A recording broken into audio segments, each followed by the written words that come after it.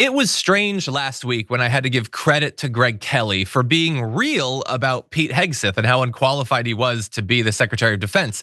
Well, it is far stranger when I have to follow it up this week with giving him more credit, and not just for the commentary, but for, I think, bravery, kind of.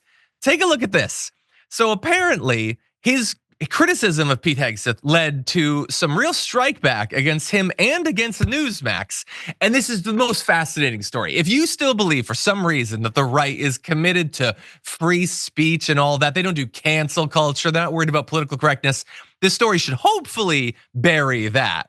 So anyway, if you're not familiar with this, and we commented at the time, Greg Kelly, who helms the 9 p.m. hour Newsmax, tore into Hegseth, calling him blackmailable, which he definitely is, because of his baggage, and arguing that he, quote, hasn't done nearly enough for MAGA to have earned the top job at the Pentagon.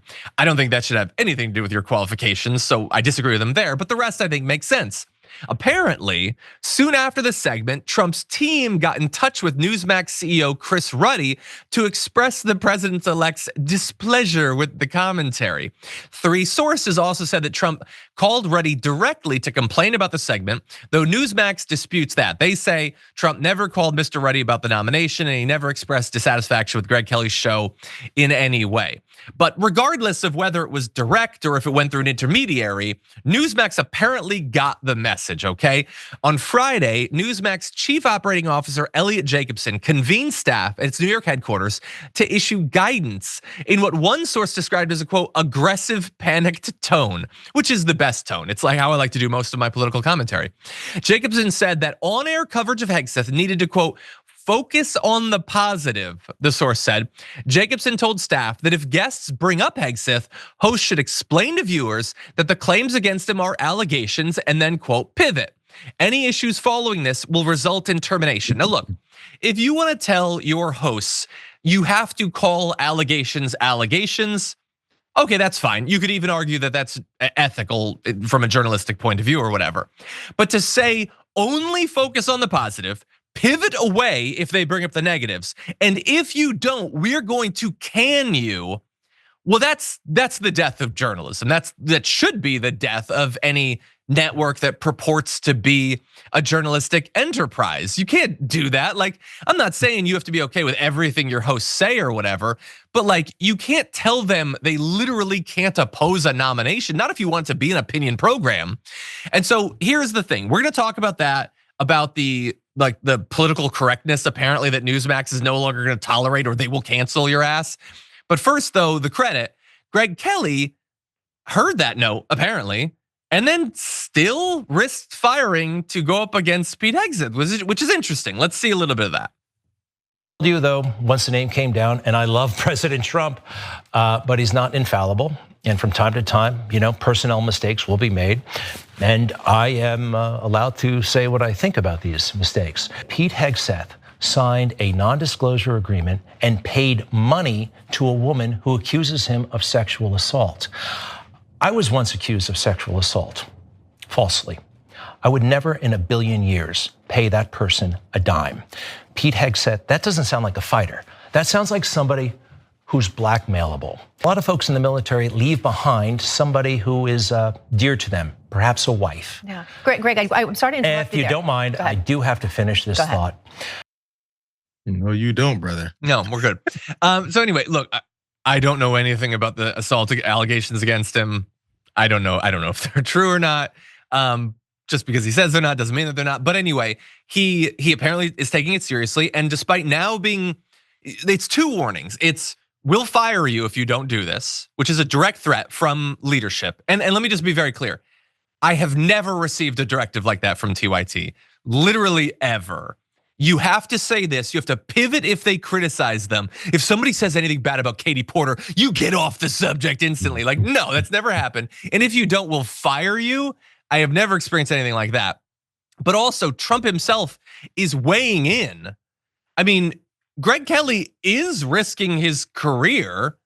I mean, I don't know how much that's worth or whatever, but like, that is something, JR. What do you make of that? It's very, very clear. So this is the thing. I think it's one of the things that they want to avoid. The one thing that at least Trump world wanted to tamp down or keep from becoming confirmed was Trump himself calling him, like, listen, we're gonna have to make sure you guys stop talking bad about my nominee. It kind of matches up with the energy that's been pushed. He keeps going in front of news cameras and talking about how he doesn't have to answer to anyone else here except for Donald Trump.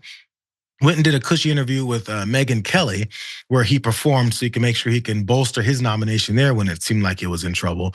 So it matches up for them to continue to try and circle these wagons and make sure there's no voices that are supposed to be in the conservative sphere saying anything bad about Pete Hegseth. Because again, MAGA world's part of their entire success scheme is creating this alternative reality for their supporters to live in. And then if anyone that's been listening and supporting Greg Kelly, liking Newsmax, because Donald Trump has given Newsmax some props when he was mad at Fox News, you can't have anyone step out of line and create any kind of question about what it is that Donald Trump wants to do. Especially with someone like this, he seems like he's very much behind Pete Hegseth.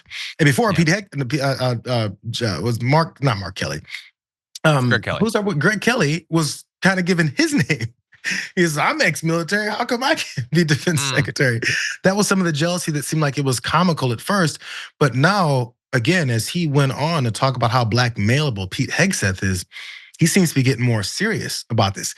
I hope this is the energy that we're gonna see some lines being drawn in the sand from people say that matter, like senators who don't wanna see stuff like this happen. Because again, they can tell how bad this really is. And Donald Trump just doesn't care.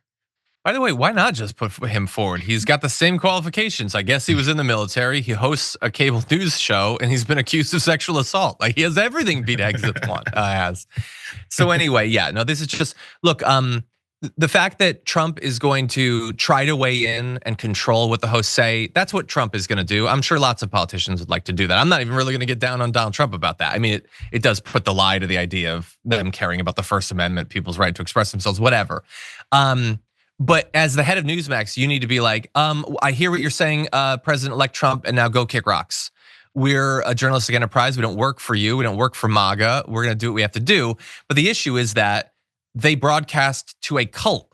They can't do that because the cult will turn on them. If we could put up this, I think it's one graphic, like they're flooded with comments asking for Greg Kelly to be fired because he dared to go against one of the most flawed nominees in American political history.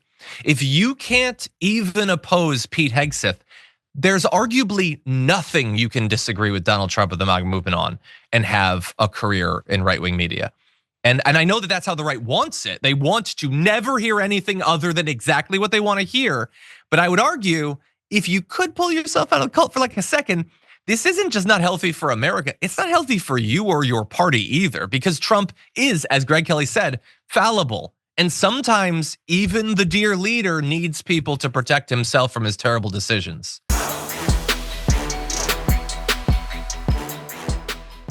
Members make a difference here at TYT. You help make the show happen, and we see you in the chat with your loyalty badge. Click the join button to become a member today.